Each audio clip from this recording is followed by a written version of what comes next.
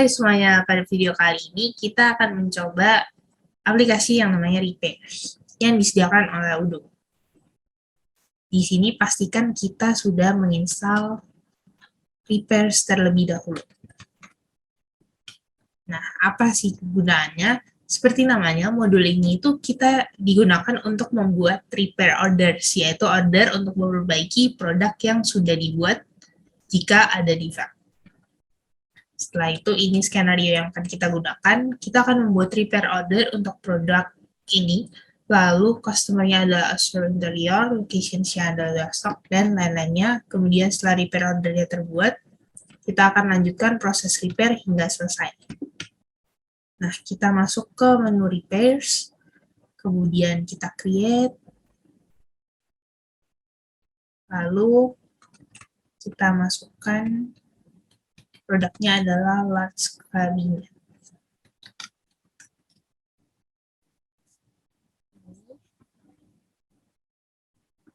Kemudian locations-nya adalah stock, oke. Invoice-nya adalah invoice method-nya ada 3 macam, no invoice, before repair, dan after repair. Kita akan pilih after repair. Kemudian part 2-nya, parts-nya atau oke, kita align. Fern drawer case black up. Drawer case black.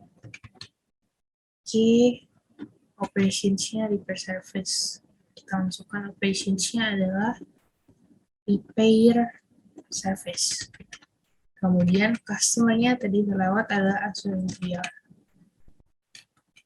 Oke, sudah semua repair reference-nya kita bikin. Samain aja kayak yang lainnya. Kita bikin, lihat di sini repairs, RMA 0000, kita bikin yang 4. 1, 2, 3, 4. Oke. RMA slash 1, 2, 3, 4, 4. Oke, kita klik save. Kita klik save, kemudian kita akan melanjutkan proses reparasinya. Nah, ini kita tekan confirm repair. Oke, di sini muncul validation error. Katanya serial number is required for operation line with product ini. Karena itu kita bisa edit, lalu kita bisa di bagian parts. Nah, di sini kita perlu memasukkan serialnya. Oke, kita pilih yang udah ada aja. Lalu kita klik save lagi, kemudian kita confirm repair. Selanjutnya, ini udah dikonfirmasi, kita akan mulai memperbaikinya. Start repair. Lalu ketika proses reparasinya udah selesai, kita bisa mengklik and repair. Perhatikan di sini, ini statusnya adalah under repair. Nah, kita bisa klik and repair. Lalu, ini akan menjadi create invoice karena kita memilih invoice methodnya adalah after repair. Jadi, setelah repair-nya selesai, baru akan membuat invoice. Di sini, kita buat invoice-nya, create invoice.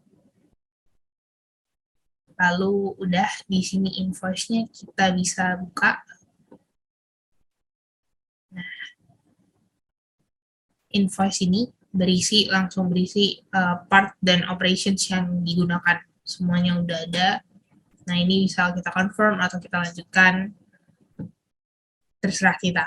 Selanjutnya, untuk sebagai perbandingan, kita akan mencoba invoice method yang lain yang udah ada nih.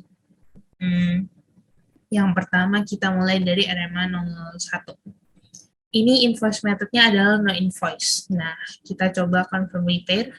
Artinya berarti repair order ini tidak akan membuat invoice. Jadi repairnya confirm repair, start repair, kemudian di end. Nah, udah selesai, nggak ada invoice sama sekali. Statusnya udah selesai paling akhir. Kemudian kita coba yang selanjutnya. Ada invoice method-nya after repair sama kayak yang tadi. Ya udah kita skip aja. Lanjut ke invoice method yang terakhir yaitu before repair. Nah, berarti harusnya invoice-nya dibuat sebelum reparasinya dimulai. Jadi kita coba confirm repair dulu. Lalu di sini the product isn't available. Oke, kita confirm saja. Nah, di sini muncul tombol create invoice. Berbeda dengan after repair yang membuat invoice-nya tuh setelah reparasinya selesai. Nah, ini membuatnya sebelum reparasinya dimulai. Kita create. Kemudian, nah ini baru kita bisa langsung start repair dan juga add repair jika udah selesai.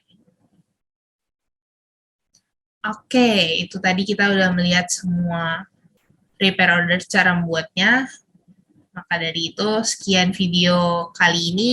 Semoga bermanfaat dan sampai jumpa di video selanjutnya.